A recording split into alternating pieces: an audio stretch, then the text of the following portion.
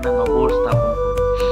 নগর স্থাপন করে তাদের নিয়ে তাদের যার যে কুলের যদু বংশ তাদেরকে নিয়ে এসে সে নগর স্থাপন করে। সে অপূর্ব সেই নগর, স্বয়ং বিশ্বকর্মা সে নগর বানিয়েছে পুরাণ অনুযায়ী। সোনার রত্ন ঝলমলে সেই নগর, সে রত্নে দ্বারকাধীশ গিয়েছিলেন বিষ্ণু। কিন্তু আশ্চর্যের বিষয় হলো শ্রীকৃষ্ণ যখন পৃথিবী ছেড়ে চলে যায়, চলে যাওয়ার পর সেই নগর এক সমুদ্রের সেই তলে দেশে সে বিলিয়ে যায় সমুদ্র দেশে। তার কোনো চিহ্ন থাকে না, আজ সেটা ধ্বংসাবশেষ হিসাবে সমুদ্রের নিচে পাওয়া যাচ্ছে।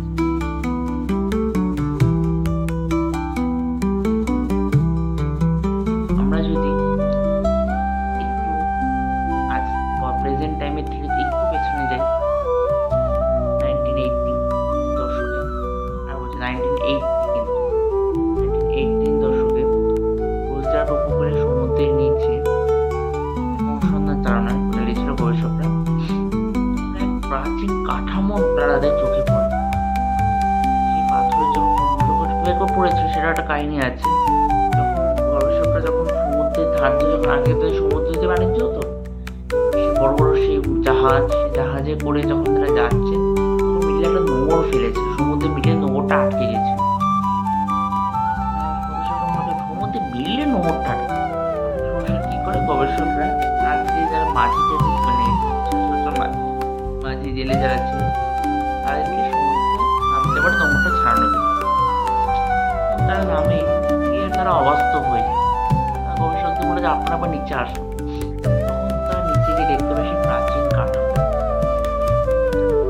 এগুলো কাঠামো কোনো একটা অংশ তারা গবেষকরা নিয়ে এসে সেটা দেখে যে সে অংশটা বয়স কম করে হাজার হাজার বছরেরও বেশি।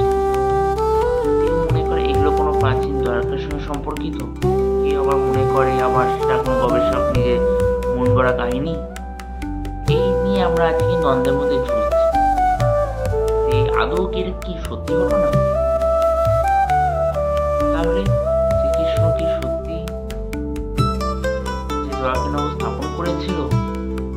আর দ্বারকানগর আদৌ কোনো নগর ছিল যে সমুদ্রের ওপরে একটা নগর, যা সমুদ্রে ভাসমান, সবচেয়ে বেশি কি ভাসমান নগর?